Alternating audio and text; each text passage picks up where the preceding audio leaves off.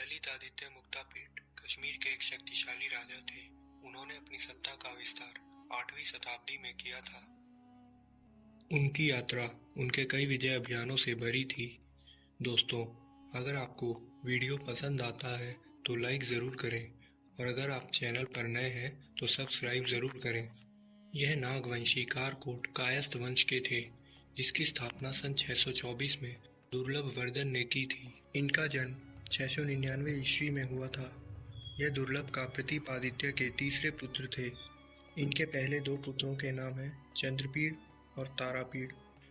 मुक्तापीड ललितादित्य के बचपन का नाम था। ललितादित्य ने 724 ईस्वी में कश्मीर की राजगद्दी संभाली। उनके काल में उनकी सत्ता का विस्तार मध्य एशिया से लेकर बंगाल तक था।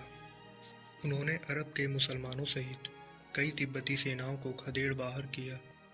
ललितादित्य मुक्तापीड का साम्राज्य 8वीं से 10वीं शताब्दी तक कायम रहा। 12वीं शताब्दी के इतिहासकार कल्हण ने उन्हें अपनी राज तरंगिणी में विश्व विजेता की उपाधि दी है।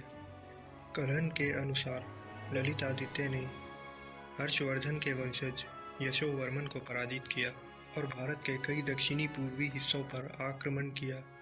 इस साम्राज्य में कई उत्तर भारतीय क्षेत्रों सहित प्राचीन आंध्र प्रदेश, गुजरात, राजस्थान के कुछ इलाके जैसे खंडेलवाड़ और मारवाड़ भी शामिल थे। महान हिंदू सम्राट ललितादित्य मुक्तापीड की सेना में चीनी सैनिक भी शामिल थे, जो समय समय पर अपनी सेवाएं इन्हें देते रहते थे।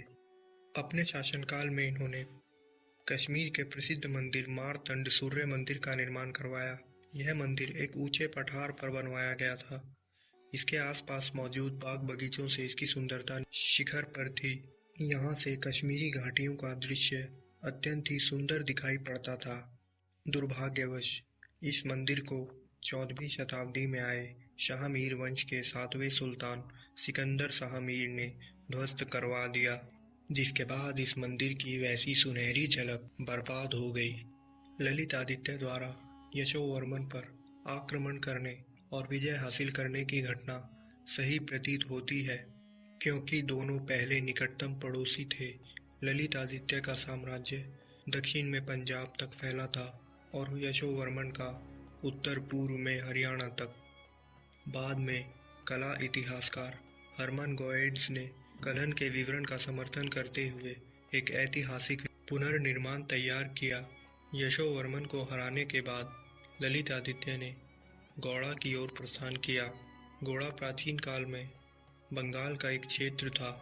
वहाँ के तत्कालीन शासक जीवगुप्त को हराया। गोएट्स के अनुसार ललितादित्य के आगे के विजय अभियानों जैसे बंगाल, बिहार और उड़ीसा के विजय अभियानों में यशोवर्मन ने ललितादित्य का साथ दिया था।